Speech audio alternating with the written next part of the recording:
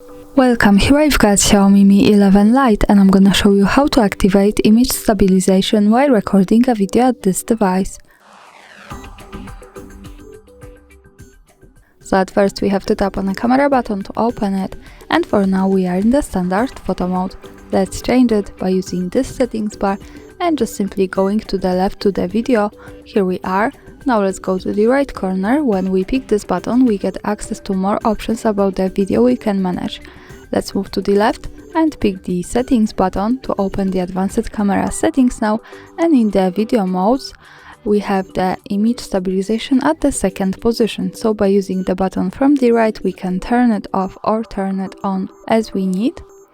And here we have also one extra way to stabilize our video better. Let's move back to the video preview and focus on the second from the left button. Here by just one tap we can turn on steady video and another tap to turn it off. So this is one extra thing. And that's all. Thanks for watching, subscribe our channel and leave the thumbs up.